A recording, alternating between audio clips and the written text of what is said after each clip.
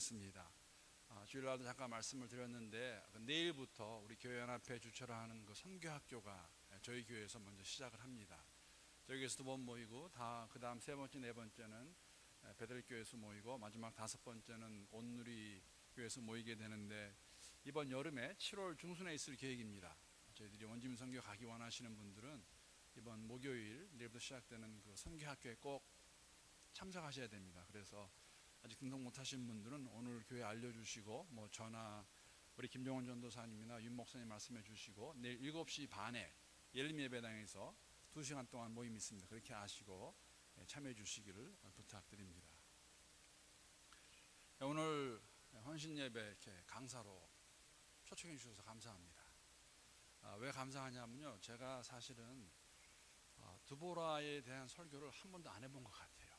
드보라 그 인물에 대해서. 그래서 저한테도 드보라를 공부하는 그런 기회를 주셔서 감사를 드리고, 또 한편으로 말씀을 준비하면서 물론 오늘 헌신 예배가 드보라 헌신 예배인데 조금 남자 우리 형제들에게, 남자가 형제죠, 형제 성도님들에게 좀 미안한 마음도 들기도 하고, 또 어떤 면에서는 정말 남자들이 믿음이 많이 약하구나 하는 걸 본문을 통해서 보았습니다. 그래서 그렇게 말씀이 나오면은 언짢아하지 마시고 그 말씀 들으시고 우리 드보라 선교회 회원들과 함께 다시 한번 이렇게 헌신할 수 있는 그러한 결단하는 시간이 됐으면 좋겠습니다. 여러분, 그 드보라에 대해서 얼마나 알고 계세요? 제가 와이프한테 물어봤습니다.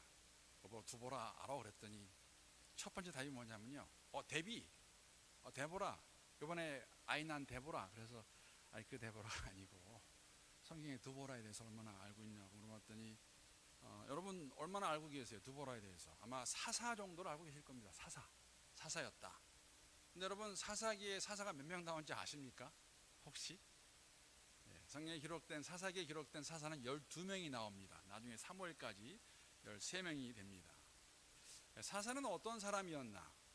오늘 본문 5절 말씀 보게 되면 사사가 어떤 사람이었나 감을 잡을 수 있습니다. 왜냐하면 드보라가 그 나무 아래에서, 종려나무 아래에서 그 재판을 하고 있는 모습을 저희들에게 보여주고 있습니다. 저희가 적어도 한 가지 알 수 있는 것은 뭐냐면, 사사는 그 당시에 재판을 하던, 이스라엘 백성들의 재판을 하던 사람들이라는 것은 저희가 알 수 있습니다. 사실 그 사사라는 단어의 의미가 바로 그 재판하다, 재판한다, 아니면 다스리다, 구원하다라는 그러한 의미가 있습니다. 가나안 땅에 정착해서 사는 이스라엘 백성들, 여호수아가 죽은 후에 그의 뒤를 이어서 사사들이 정치적으로 또 군사적으로 이스라엘 백성들을 이끌던 자들을 가리켜서 사사라고 그렇게 부릅니다. 평상시에는 오늘 본문에 있는 말씀 내용과 같이 재판관의 역할을 했습니다. 정치적인 그러한 임무를 수행했는가 하면은 비상시에는 군사 지도자가 되어서 백성들을 이끌고 그 주위에 있는 이방 국가들과 이렇게 싸우는 그러한 군사적으로도 활동했던 사람들이 사사들입니다. 오늘 본문의 드보라 역시도 이 역할을 감당하는 걸 저희들이 볼 수가 있는데, 오늘 특히 그 본문에 보게 되면 재미있는 말이 나와요. 드보라의 종려나무. 그 종려나무 이름이 드보라가 아니라 드보라가 주로 사용하던, 즉 드보라가 시간이 있을 때마다 앉아서 재판하던 자리가 종려나무 밑이었는데, 그 종려나무 밑을 드보라의 종려나무라고 그렇게 표현하고 있습니다. 백성들을 재판하는 그러한 책임을 감당하다가 가나안 땅, 그 당시 가나안 땅의 왕이었던 야빈이 쳐들어왔을 때, 야빈이 괴롭힐 때 백성들을 구하는 모습, 그 처음 모습을 저희가 본문에서 볼 수가 있습니다.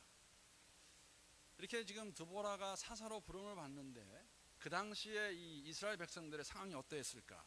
그럼 잠시 살펴보면 좋겠습니다. 1절에 보게 되면 그 당시에 드보라가 사사로 선택될 때에 이스라엘의 그 상황을 말해주고 있는데, 이스라엘 백성이 또 하나님 앞에서 악을 행했다고 이렇게 말하고 있습니다.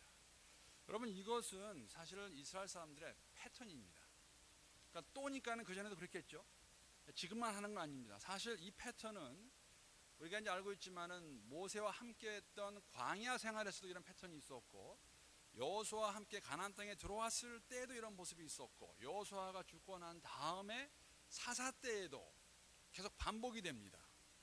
새로운 패턴은 아닙니다. 그러나 지금 드보라가 사사가 되었을 때 이들의 모습은 만약에 다른 것이 있다면 그 전에 사사 때 모습과는 조금 더 악해져 있습니다.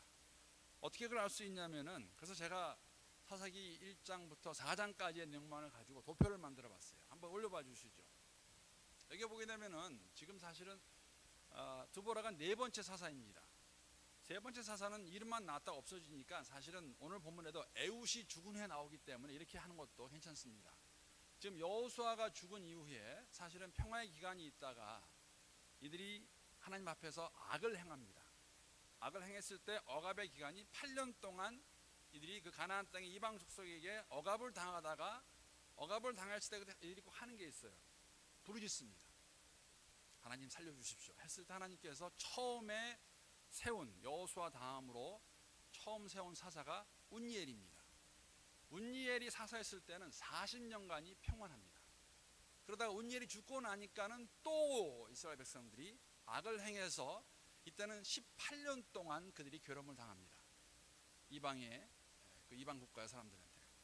그러다가 이들이 다시 부르짖죠. 악을 행하게 되고 기간이 길어짐에 따라서 부르짖으니까 하나님께서 운니엘 다음에 새로 두 번째로 세운 사사가 에훗입니다. 여러분, 에훗은 한번 생각나는 거 있으시죠? 다른 건 몰라도 에훗하면 에훗은 왼손잡이, 레프트 핸드 사사였습니다. 그래서 에훗이 사사로 세움을 받고 에훗이 사사일 때는 80년간 평안합니다. 그런데 에훗이 죽고 나자 이들이 또 악을 행하는데 이때는 좀씩 길어져요. 20년, 8년이었다가 18년이었다가 20년까지 가는 이때에 이들이 악을 행하다가 하나님께 부르짖어서 세운 사사가 드보라입니다. 그 다음에 여러분, 이 다음 제가 퀘션마크 3개 놨는데 드보라 다음에 사사가 누구일까요? 40년 평온했다가 7년의 억압이 있은 후 다시 부르짖을 때 하나님께서 이 다음 우리가 너무나 잘 알고 있는 사사, 그러면 항상 제일 많이 생각나는 누굽니까? 기드온이 이 다음에 사사로 세움을 받습니다.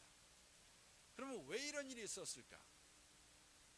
왜 이들에게 억압이 있었을까? 출애굽기부터 그 출애굽하여서 나온 그들의 역사, 이들의 역사를 보게 되면 크게 두 가지 이유가 있습니다. 하나는 뭐냐면은 이스라엘 백성들이 하나님의 말씀을 정면으로 거역합니다. 하지 말라 하는 걸 아주 정면으로 거역하는데, 출애굽기 34장 15절 16절에 보게 되면 하나님 하지 말라 하는 게 있었습니다. 분명하게 거기에 보게 되면은 너는 다른 신에게 절하지 말라. 여호와는 14절 보셨군요. 질투라, 이름하는 질투의 하나님이니라. 너는 삼가 그 땅의 주민과 언약을 세우지 말지니 이는 그들이 모든 신을 음란하게 섬기며 그들의 신들에게 제물을 드리고 너를 청하면 내가 그 제물을 먹을까 함이며. 16절 말씀, 14, 15 올렸습니까? 16절 말씀 보게 되면은 또 내가 그들의 딸들을 내 아들들의 아내로 삼음으로 그들의 딸들이 그들의 신들을 음란하게 섬기며 내 아들에게 그들의 신들을 음란하게 섬기게 할까 함이니라. 그래서 그 땅에 들어가서 그 이방인들과 결혼하지 말라고, 언약을 맺지 말라고 분명히 말씀하셨습니다. 그런데 사사기 3장에 보게 되면은 이들이 정면으로 이 하나님 말씀을 거역합니다. 3장 4절부터 보게 되면은 남겨두신 이방 민족들로 이스라엘을 시험하사 여호와께서 모세를 통하여 그들의 조상들에게 이르신 명령들을 순종하는지 알고자 하셨더라. 그러므로 이스라엘 자손은 가나안 족속과 헷 족속과 아모리 족속과 브리스 족속과 히위 족속과 여부스 족속 가운데 거주하면서, 이것이 그 가나안에 거주하는 6족속입니다. 그들의 딸들을 맞아 아내로 삼으며 자기 딸들을 그들의 아들에게 주고 또 그들의 신들을 섬깁니다. 하나님 하지 말라고 그러셨어요. 가나안 땅에 들어가서 그 이방인들의 아들과 딸들을 데려오지 말라고 그랬습니다. 그런데 잊어버리고 이들을 데려오고 시집을 보냈더니 이스라엘 백성들이 우리가 잘 알고 있는 바알과 아세라 신상을 섬깁니다. 하나님을 떠나서 하나님부터 멀어지게 되는 것이죠. 그래서 이 패런은 사실 계속되는 패런이에요.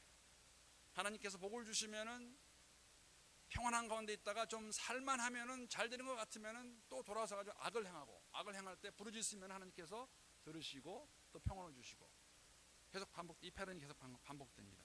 더 나아가서 사실은 이제 사사 시대가 지난 다음에 사울이 왕이 되고, 사울 다음에 다윗이 왕이 되고, 다윗 다음에 솔로몬이 왕이 되고, 솔로몬 이후로 르호보암과 여로보암으로 두 왕국으로 갈리죠.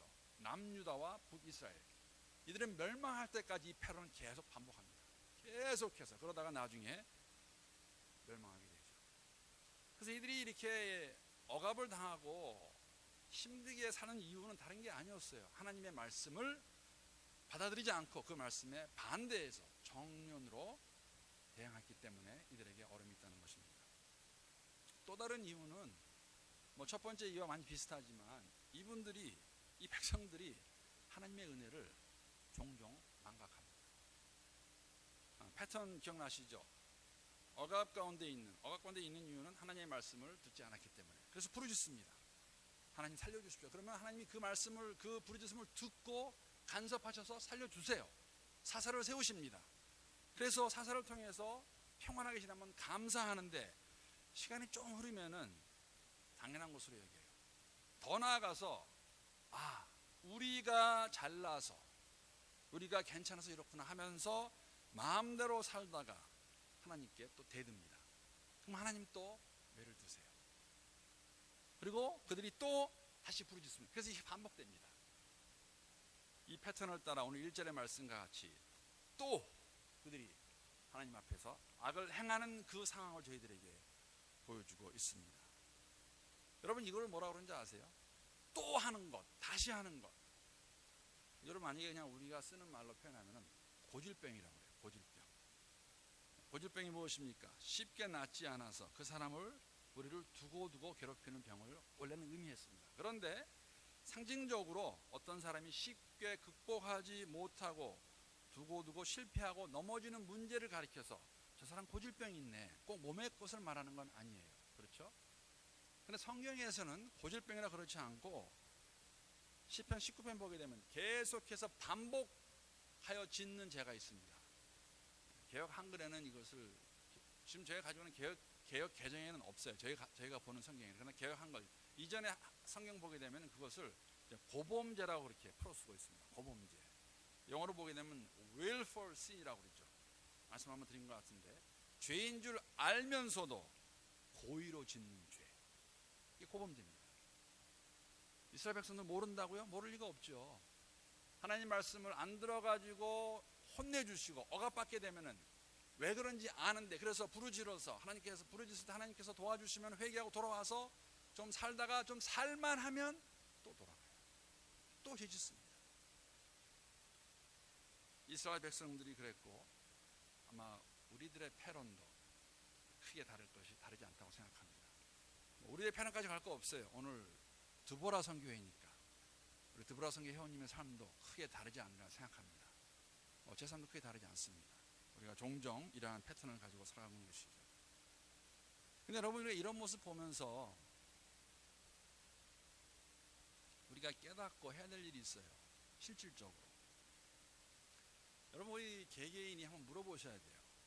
저도 한번 오늘 이 말씀 준비하면서 사실은 하나님께서 보여주신 것이 있습니다. 뭐냐면은 내 개인의 고질병, 아니면 나의 고범죄는 무엇이 있을까?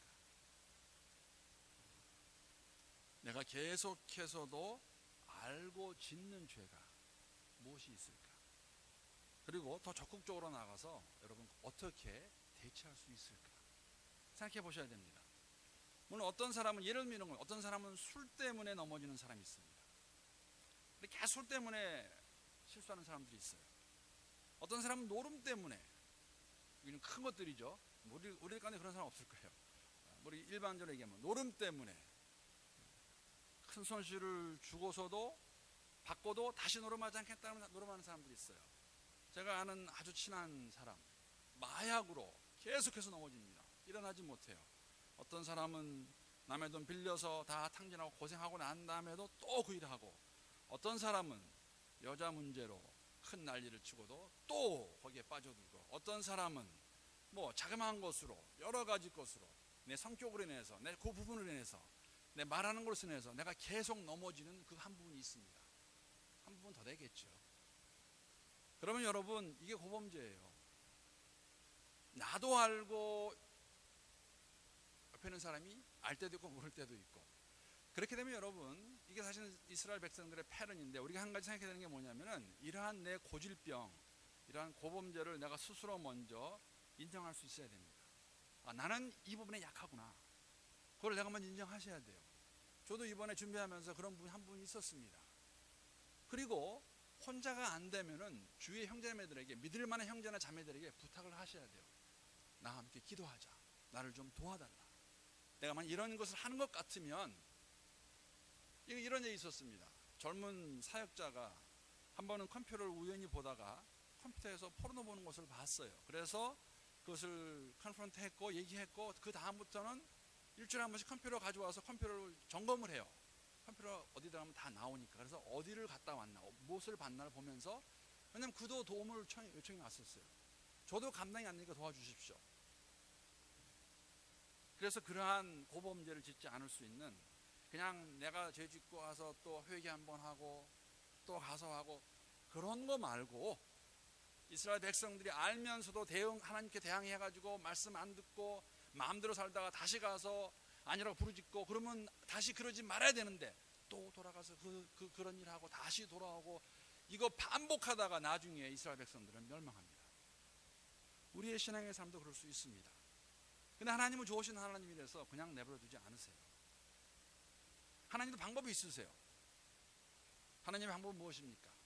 주위에 있는 이스라엘 백성들에 의해서는 주위에 있는 이방 나라를 사용하셔가지고 이스라엘 백성들을 치십니다. 근데 그 상황 가운데서 이제 드보라가 사사 선택을 받는 것이죠. 그래서 이 드보라의 이 모습을 보면서, 오늘 드보라 선교의 헌신 예배니까, 이런 드보라 같이 사용될 수 있는 사람은 어떠한 사람일까?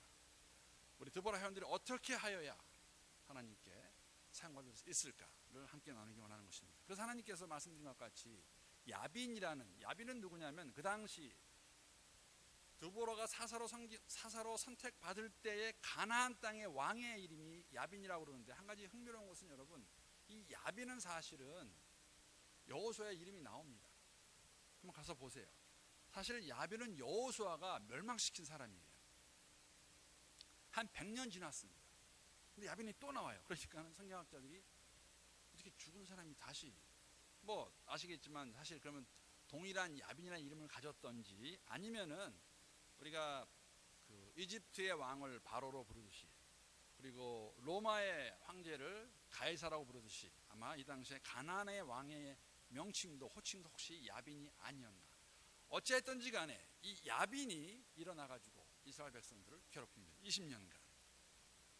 특히 야빈에게는 여러분 기억하셔야 되는 게, 시스라라는 장군이 있었는데 아주 명장입니다. 그에게는 군대 철병거 900승이 있었습니다. 이거 굉장한 숫자입니다. 그러니까 이것을 만약 요즘 수로 얘기하면은 탱크가 900대 있는 거예요. 엄청난 힘을 가지고 있는 이러한 야빈과 그의 장군 시스라, 이들이 지금 이스라엘을 괴롭히고 있습니다. 이런 상황에서 하나님께서 드보라를 사용하십니다. 드보라 굉장한 여인이에요. 여러분, 드보라는 이스라엘 역사 가운데서 오직 유일한 여자 지도자입니다. 그러니까 여러분, 적어도 성경 명칭은 좋은 거 갖고 계세요. 드보라 선교회. 굉장한 명칭입니다.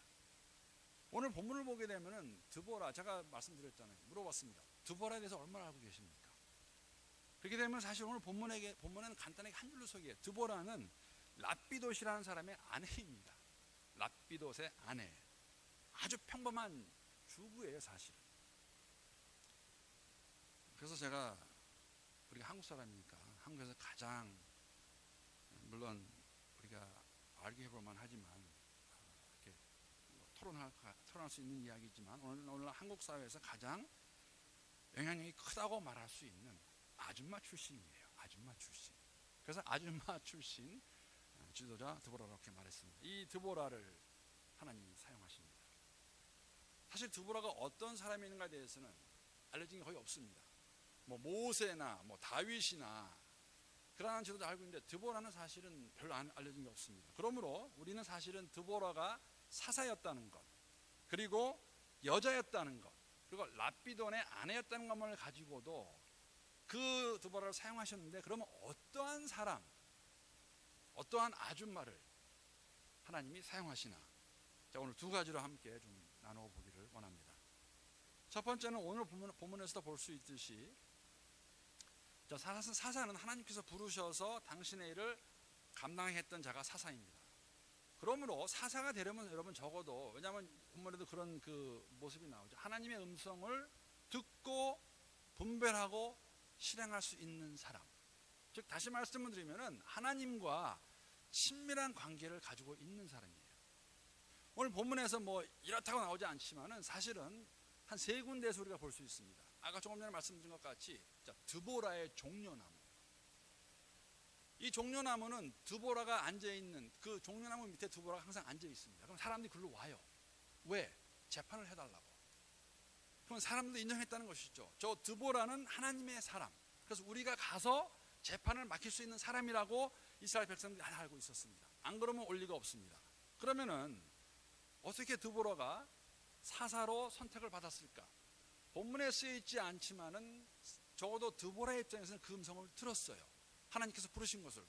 더할 수 있는 것은 뭐냐면 6절을 보게 되면은 드보라가 바락에 갑니다. 바락이라는 남자한테 가서 하나님 명령을 전해줍니다. 내가 가서 싸우면은 하나님께서 이게 하시겠다고 하셨다. 가라. 라고 그렇게 드보라가 바락에게 이야기를 해줍니다. 그리고 더 나아가서 오늘 본문 가운데 보게 되면은 하나님께서 야빈과 시스라가 막강한 힘을 가지고 있을지라도 그의 그 야빈과 시스라를 너희 손에 넘겨주시겠다고 말씀하셨다고 드보라가 가서 바락에게 이야기를 해줍니다. 자, 이 말씀은 드보라가 들었기 때문에, 하나님께서 말씀해 주셨기 때문에 그것을 듣고 가서 말하는 것이죠.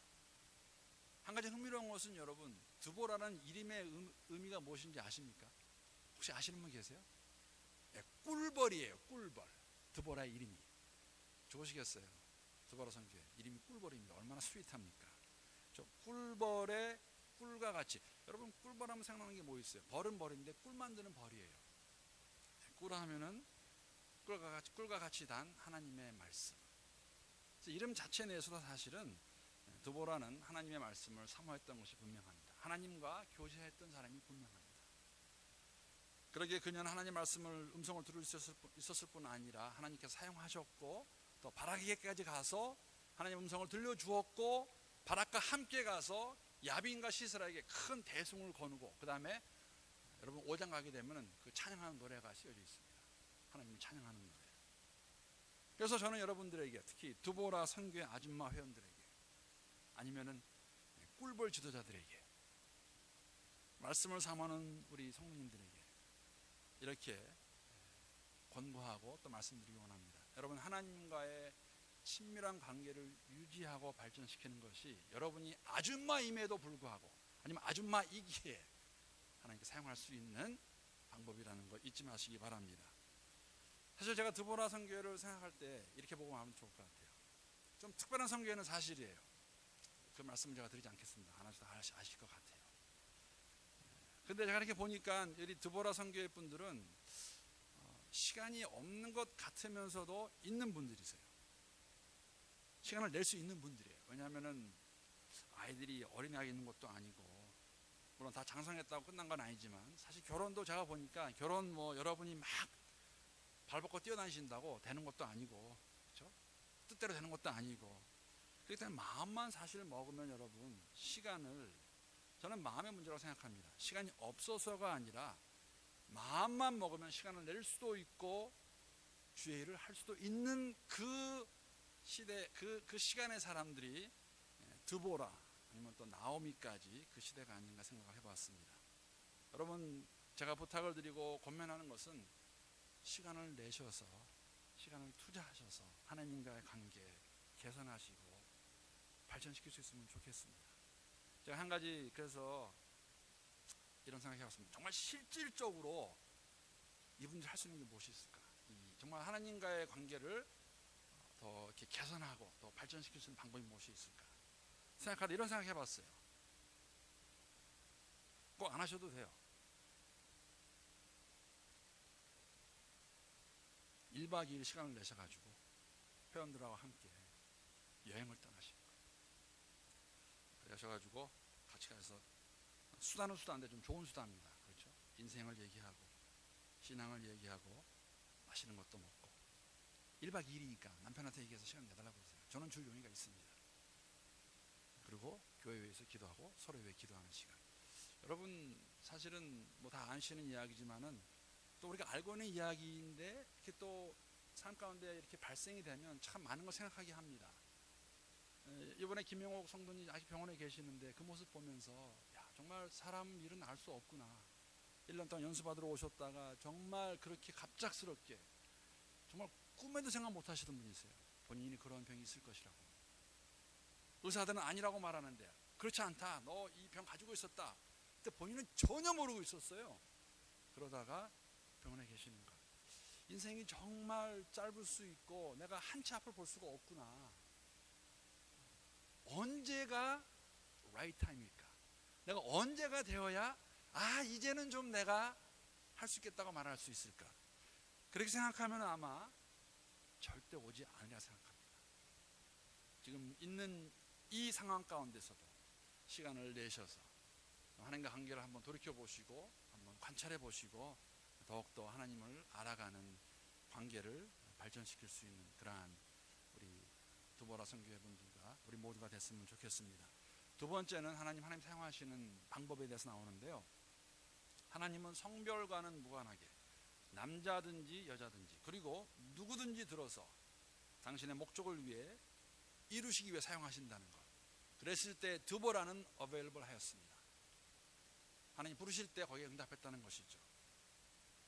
여러분 무슨 이야기가 될지 모르겠지만 드보라가 사사로 쓰임 받을 때가 지금부터 3,500년 전 이야기입니다. 만약 우리 한국 역사에 빗대어 본다면 고조선 때예요. 여러분 아시겠지만 예수님 때에도 사실 여자들의 위치는 그리 높지 않았습니다. 여러분 아시죠? 이제는 유대인들이 매일 아침에 탈무드에 있다고 그래요. 매일 아침에 일어나서 감사하는 기도 제목 3가지가 있었어요. 첫째가 무엇입니까? 첫째는 이방인으로 태어나지 아니하고 유대인으로 태어난 것. 자, 두 번째는 종으로 태어나지 않고 자인으로 태어난 것. 세 번째는 이게 그거예요. 여자로 태어나지 않고 남자로 태어난 것. 이러한 남성 우월주의 사상을 가지고 있는 그 시대에서 하나님께서 드보라를 사용하신다는 것이죠. 오늘날도 한국 사회가 많이 오픈됐다고 그러지만은 아직 그러하지 않은 부분들이 많이 있어요. 여자에 대한 그런 의미에서 드보라가 여장과는 약점이 될 수도 있지만은 하나님은 그것을 사용하셨다는 것입니다. 그리고 드보라는 사실 이유될 만할 수 있었어요. 하나님 부르실 때 드보라가 할 말이 있었죠. 하나님, 남편이 좋아하지 않으면 어떻게 합니까? 아니면은 자녀들이 엄마 너무 나선다고 그러면 어떻게 합니까? 아니 사람들이 여자라고 저를 무시하면 어떻게 하겠습니까? 라고 말할 수 있었을 거예요. 그럼에도 불구하고 이러한 모든 것은 중요하지 않았습니다. 하나님 부르셨기 때문에 준비되어 있었기 때문에 하나님을 알고 있었기 때문에 자신을 들여서 사사로 사용을 받는 드보라. 사사의 특징 중에 하나가 뭐냐면 하나님 사용하시고 그 다음에는 사실은 나타나지 않아요. 여러분 드보라가 지금 이때 한 다음에 그 다음에 이름이 나오지 않습니다. 그냥 중국어로 나옵니다. 더 계속 사용하셨는지 그런지 모르겠어요. 중요한 것은 하나님이 원하시면 남자든 여자든 특히 여자임에도 불구하고 이 당시 상황을 보게 된다면 하나님께서 부르셔서 당신의 목적을 이루시는 야빈으로부터 시스라로부터 이스라엘 백성을 구원하는 데 사용받는 드보라의 그 모습이 우리 드보라 선교의 한 분 한 분의 삶 가운데 있기를 함께 기도합니다. 근데 아멘들 안 하세요. 네, 준비가 되셨군요. 그런데 여러분 제가 아까 말씀드린 오늘 본문에 사실은 남자분들은 형제분들은 조금 미안한 게 나오는데 드보라의 믿음과는 좀 반대가 되는 바락의 믿음이 나옵니다. 바락. 자, 드보라가 바락에게 하나님 음성을 들려주었어요. 가서 싸우면은 이김을 주시겠다고 승리를 주시겠다고 말씀하셨다. 그런데 바락이 8절에 뭐라고 그러는지 아십니까? 자, 8절은 한번 보겠습니다. 바락이 그에게 이르되 여기서 그는 드보라입니다. 만일 당신이 나와 함께 가면 내가 가려니와 만일 당신이 나와 함께 가지 아니하면 나도 가지 아니하겠노라 하니. 참 이게 참 바라기 이제 그렇게 얘기합니다. 가기는 가겠는데 내가 하나님 말씀을 믿는 것 같은데 근데 나 혼자 못 가겠고 두보라 나랑 함께 가자. 왜 갑자기 바락이 이런 마음을 가졌을까? 물론 여러분 좋게 보면은 이렇게 볼 수도 있어요. 정말 훌륭한 동역자, 그렇죠? 바락이 드보라를 세워주기 원하고 또 드보라가 바락을 세워주기 원하니까 너도 함께 같이 가서 해보자. 그런데 사실은 이 바락의 이런 모습은 그러한 모습보다는 믿음이 약한 모습입니다. 하나님이 주신다고 말씀하셨는데 바락이 그걸 못 믿는 거예요. 머리로는 이해가 되는 것 같은데 이 마음이 받아주지 않아요.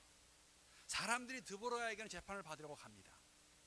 근데 바락은 내가 야 모여라 그러면 사람들이 모일까? 안 모일 것 같아요. 그래서 내가 나와 함께 가자 그러면은 사실은 이해는 돼요. 왜냐하면 여러분 이 병거 900대라는 것은 900세라는 것은 굉장한 힘입니다. 사람의 생각으로 생각해 봤을 때 이게 가능할까? 그래서 드보라가 와야 드보라가 가자 그러면 사람들이 모일 것 같으니까. 그래서 믿음 약한 모습을 사실은 바락에게서 볼 수 있습니다. 근데 그러한 바락과는 정말 대조가 되는 드보라의 모습. 드보라 선교의 한 분 한 분이 이러한 지도자가 됐으면 좋겠습니다. 우리 교회에서 좀 한 부분을 정말 하나님께서 세워주셔서 지도자로서 인도하는 사람들로서 섬기는 사람들로서 크게 사용받는 쓰임받는 그러한 우리 드보라 선교회 회원 한 분 한 분 될 수 있기를 우리 주님의 이름으로 축복합니다. 기도하시겠습니다. 하나님 감사합니다. 오늘 저녁에 저희들에게 드보라 헌신 예배로 함께 주 앞에 나와 예배드리게 하시면서 우리가 사사 드보라의 모습을 통하여서 다시 한번 우리 드보라 선교회뿐만 아니라 우리 모두에게 좀 하나님께서 부르실 때에 하나님과의 관계 가운데서 하나님을 알고 있는 하나님을 따르고 있는 친밀한 관계 가운데서 응답할 수 있게 하시고 주님이 힘을 주실 때 하나님 남녀에 상관없이 우리가 보이는 것들에 하나님 힘들어하지 않고 그런 것들에 넘어지지 않고 주의 말씀만을 붙잡고 나가 승리하는 우리 모두가 되게 하시고 특별히 우리 드보라 선교 회원들 될 수 있도록 하나님